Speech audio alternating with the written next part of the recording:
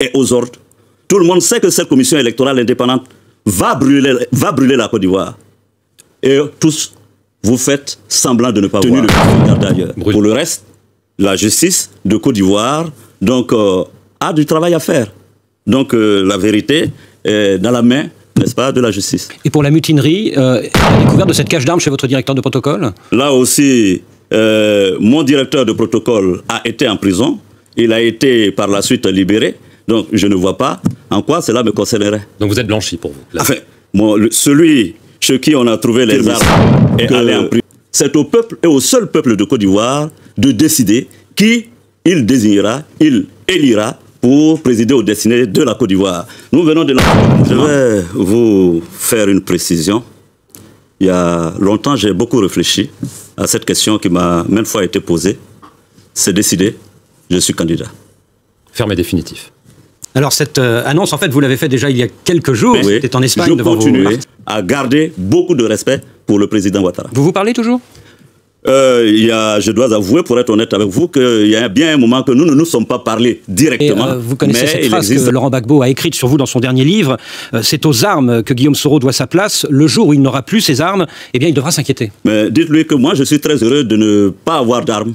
Bien la famille, avant qu'on ne poursuive la vidéo, avant de vous laisser poursuivre encore, regardez encore plus de l'intervention et bien sûr de ce qu'il dit en tout cas. L'ancien président de l'Assemblée nationale de la Côte d'Ivoire, le président Guillaume Soro, président du mouvement GPS, qui est un parti politique aujourd'hui également, qui réclame en tout cas, chers frères et sœurs, son nom sur la liste électorale de candidat pendant que, bien sûr, la Côte d'Ivoire est en train de fêter son indépendance, son 5e anniversaire de l'indépendance. Bon, chers frères et sœurs, avant de poursuivre, on va analyser beaucoup, parce que ce contenu-là contient beaucoup de choses et que le président du GPS avait dit et les positions qu'il a pris et qui reflètent de nos jours aujourd'hui ce qui se passe aujourd'hui, chers frères et sœurs. Donc, on va prendre, on va prêter notre attention pour rentrer dans les vifs, c'est-à-dire en profondeur de ces propos du président du GPS, en tout cas, qui était en tout cas en position très délicate. Donc, chers frères et sœurs, écoutons tous, on revient pour en décortiquer. Surtout, donnez vos avis dans les commentaires.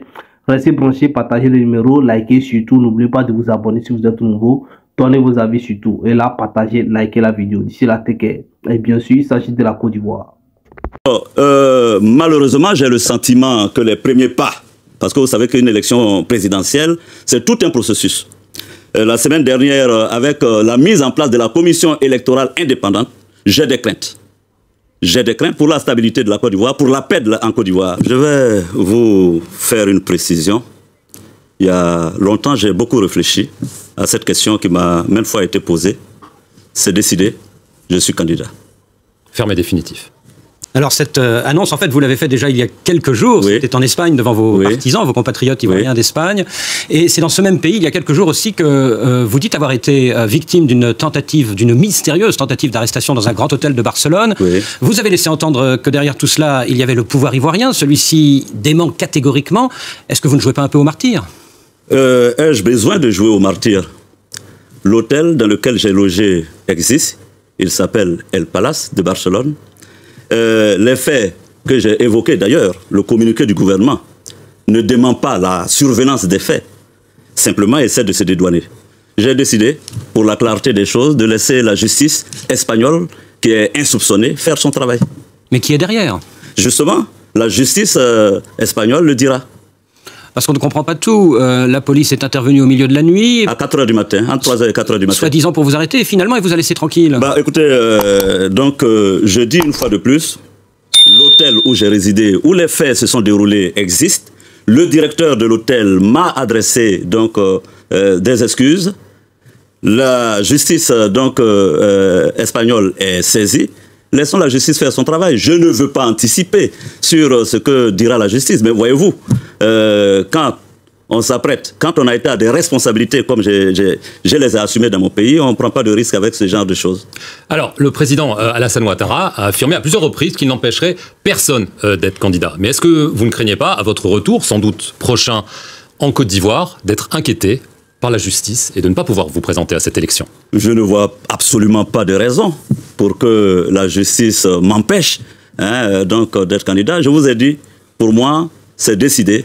Il reste maintenant en harmonie avec l'ensemble des Ivoiriens que cette déclaration soit solennelle et officielle en terre de Côte d'Ivoire. Parce que pour moi, pour être président de la République d'un pays, c'est la rencontre entre un peuple et un homme. Vous rentrez quand? Je serai déjà en Côte d'Ivoire la semaine prochaine. Au Burkina Faso, au procès du putsch manqué de septembre 2015, c'est notamment sur la base d'écoutes téléphoniques que Djibril Bassolé, votre ami Bassolé, vient d'être condamné. Et comme beaucoup ont reconnu aussi votre voix dans ces écoutes téléphoniques, est-ce que vous ne craignez pas d'être poursuivi de votre côté, qui sait, par la justice ivoirienne? Par la justice burkinabé ou la justice ivoirienne? Ivoirienne. À quel motif? Alors burkinabé. Par la justice burkinabé?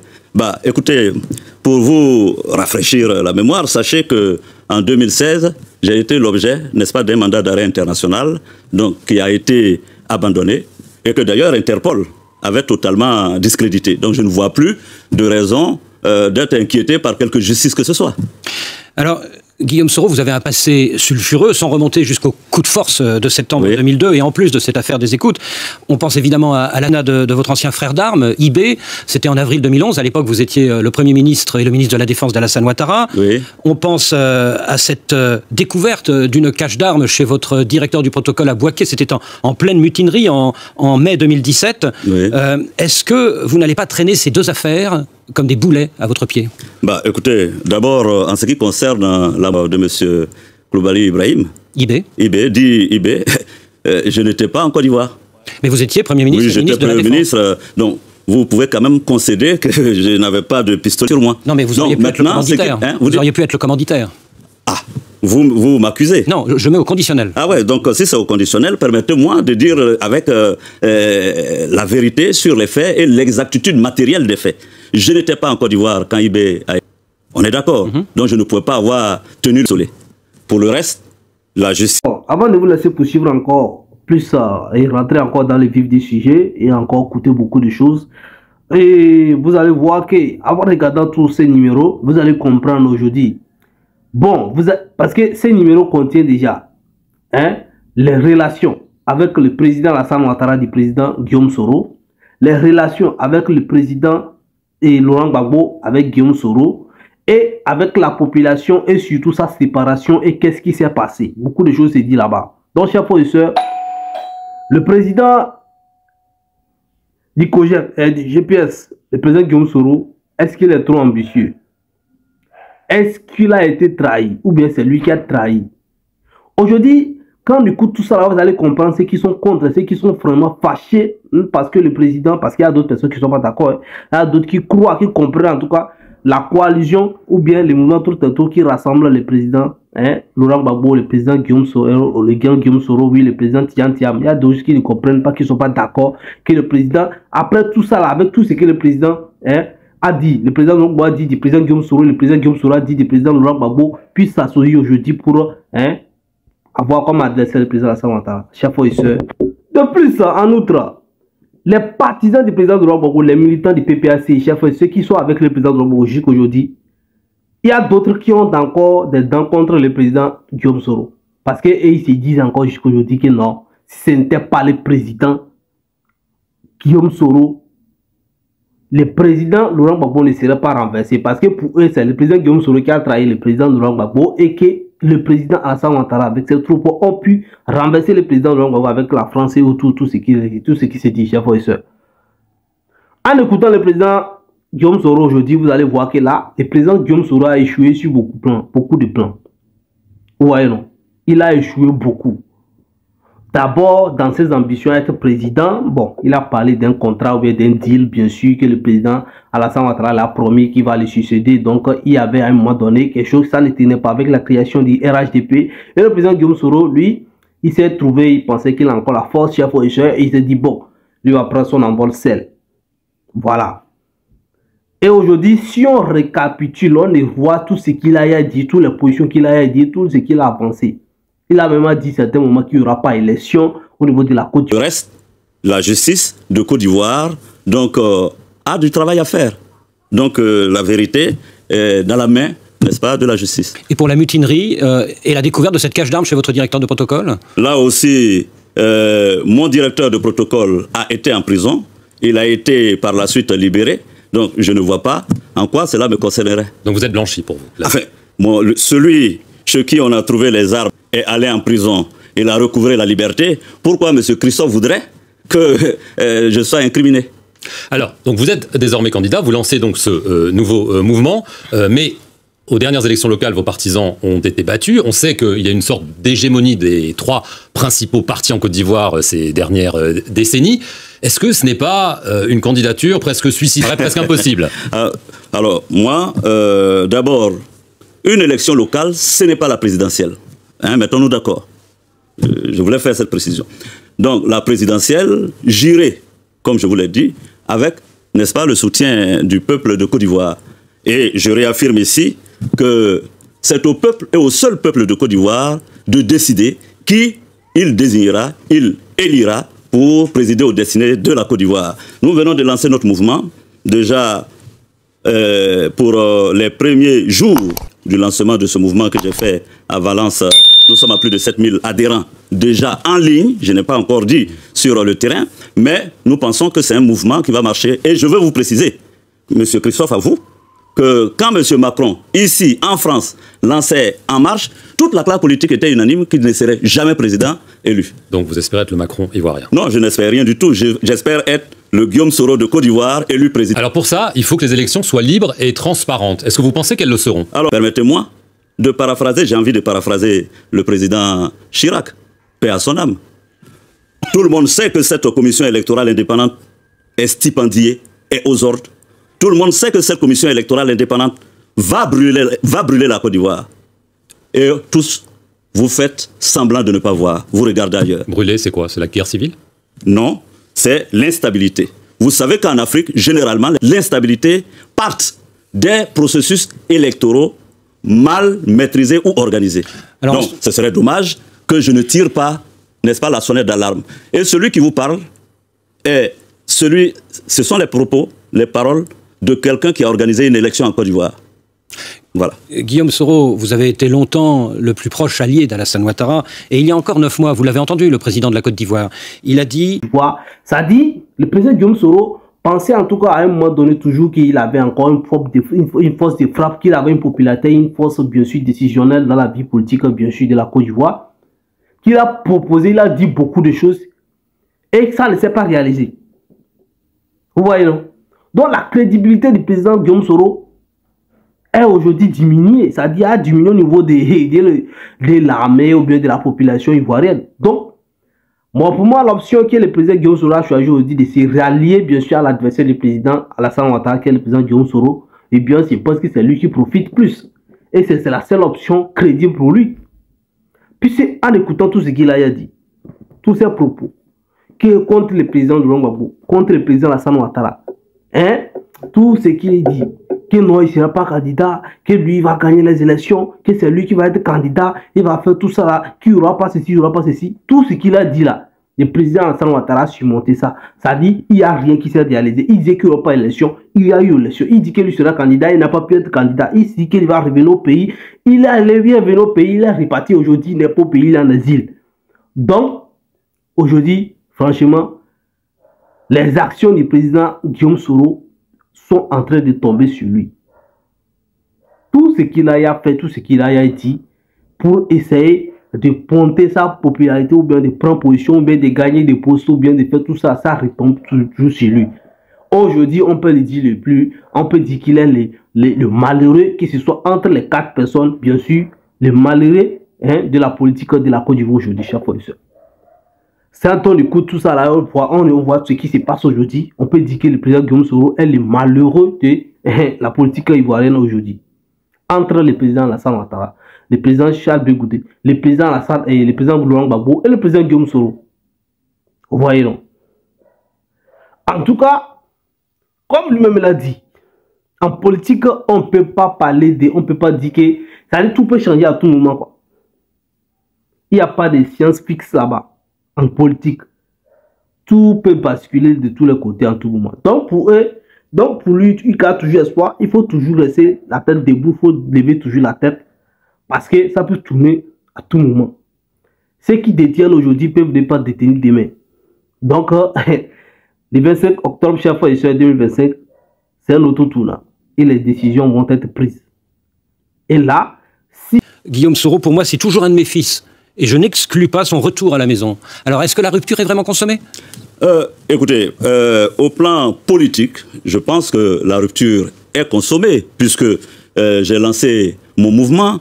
Ce mouvement va à la conquête du pouvoir d'État, mais je dois vous dire qu'au plan personnel et humain, je continue à garder beaucoup de respect pour le président Ouattara. Vous vous parlez toujours?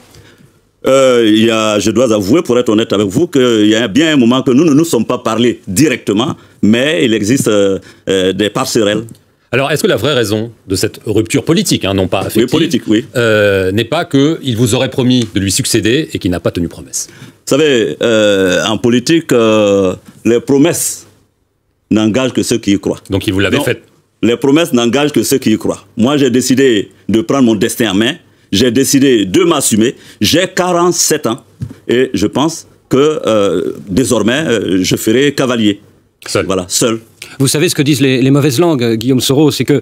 Et il y en a beaucoup, hein, les mauvaises langues. Oui, tout le monde ne vous aime pas. Oui, certains disent que votre perte d'influence est liée à celle des chefs militaires comme zone. Et vous connaissez cette phrase que Laurent Gbagbo a écrite sur vous dans son dernier livre. C'est aux armes que Guillaume Soro doit sa place. Le jour où il n'aura plus ses armes, il devra s'inquiéter. Mais dites-lui que moi, je suis très heureux de ne pas avoir d'armes. Je suis très heureux.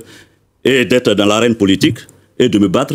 Donc, en tant qu'homme politique, pour, n'est-ce pas, arriver à mes fins. Je suis très content de ne pas avoir d'armes. Encore, j'ai envie de vous dire qu'en politique, rien n'est définitif. Tout est volatile. Votre sentiment, il va y aller? Je n'en sais rien, je n'en sais rien. Je pense que quand on a des ouailles autour de soi, comme ce fut le cas de Bouteflika en Algérie, qui tous les jours vous disent, président, si tu n'y vas pas, le système va s'écrouler, on va tous tomber. Je pense que M. Ouattara peut être pris dans l'hésitation. Le principe est très net et je pense qu'il est démocratique. Tous ceux en Côte d'Ivoire qui veulent aller à l'élection présidentielle, qu'ils aillent, qu'ils soient tous candidats. Et au second tour, nous qui sommes dans l'opposition, nous mettrons d'accord pour soutenir celui qui sera le mieux placé d'entre nous. Alors, dernière question. Après son acquittement en première instance à la Cour pénale internationale, Laurent Gbagbo a rencontré Henri Konan-Bédier, mais il ne vous a pas reçu. Pourquoi est-ce qu'il ne vous reçoit pas? Il ne veut pas? Vous dites? Il ne veut pas vous recevoir? Ça, je n'en sais rien. Ce que je peux vous répondre. Les camps, trop c'est trop, prend la place. Et là, le président Guillaume Soro va revenir au pays encore, mais il serait difficile pour lui encore d'être ambitieux, de chercher encore. Puisqu'on lui connaît déjà, on sait déjà ce qu'il peut faire, comment il peut tourner de ses côtés, tout ça. Donc, il va rester toujours sous maintenant. On va peut-être donner tout ça. Et ça là. Rien ne prouve que le président de Laurent Gbagbo, parce qu'il a accepté dans son truc, est en train de lui faire confiance. Donc, vous comprenez la colère de Charles Blé Goudé. Parce que Charles Blé Goudé est contre le fait que le président Laurent Gbagbo accepte le président Guillaume Soro dans les mouvements truc. Pour tous des choses qui sont passées. Vous voyez, non? Et ça, ce que lui il oublie, c'est que le président de Laurent Gbagbo n'a pas dit qu'il a confiance à Guillaume Soro. Guillaume Soro est un atout pour son combat. Guillaume Soro, aujourd'hui, a laissé la posture ou bien la position, ou bien tout ce qu'il avait en lui, tout ce qu'il disait avant, tout ça là, contre tout ça là. Il a laissé tout ça là aujourd'hui. Et là, en connaissant sa popularité, le peu de popularité qu'il a, bien sûr, tout ce qu'il a, toute sa force qu'il a, tout ça là. Si le président de Laurent Gbagbo a là de son côté, c'est mieux qu'il les laisse comme ça. Donc, on va utiliser sa cote, on va utiliser ce qu'il a, sa notoriété, son parti, pour atteindre l'objectif. Maintenant, c'est lorsque le président Longo va monter au pouvoir, si Dieu le veut, c'est là maintenant vous allez voir. Vous pouvez voir un Gbagbo qui commence par, qui va chercher maintenant à renoncer, à pardonner, à voir maintenant, même que sur sa femme, bon, pour sa femme là, M. Gbagbo là, ça je sais pas, parce qu'il y en a dit Gbagbo là-bas. Bon, à pardonner Charles Blé Goudé, à pardonner les autres, Mamadou Koulibaly, bien comment il s'appelle. Mais Guillaume Soro, son cas, c'est un cas très très délicat. Voyons, donc, le Guillaume Soro ne sera pas accepté comme ça dans les gouvernements à chaque fois. en sachant bien sûr ce qu'il est. Donc, ça, tous ceux-là peuvent être rassemblés. Donc, moi, je pense que le président l'utilise initialement, hein, parce que lui, son ambition aussi, c'est de faire se déplacer, c'est de renverser le président, bien sûr, et Ouattara. Et là, le président Laurent Gbagbo aussi, son ambition, c'est ça. Donc, s'il arrive à renverser le président, comment on appelle, Alassane Ouattara, je pense qu'ils sont tous satisfaits. Et là, bon, les deals, c'est fini. Hein. Les deals, c'est fini. Donc, chaque fois, vous voyez un peu, attention, hein, au niveau de la Côte d'Ivoire, vous avez écouté en tout cas le président Guillaume Soro, avec ses propos, tout ce qu'il a dit, comment les questions qu'il a, les questionnements qu'on a posés, tout ce qu'il a donné comme réponse en autant de temps. Pendant que le président Gbagbo était en exil aussi comme ça, je dis à CPI, tout ça là. Aujourd'hui, les langages sont directs et ils sont changés de position. Vous voyez, non?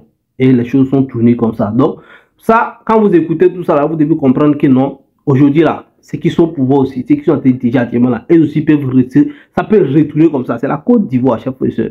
Ils peuvent se retrouver de l'autre côté aussi, comme ça. Donc, chers frères et sœurs, restez sereins. N'oubliez pas surtout, abonnez-vous si vous êtes tout nouveau. D'ici là, take care.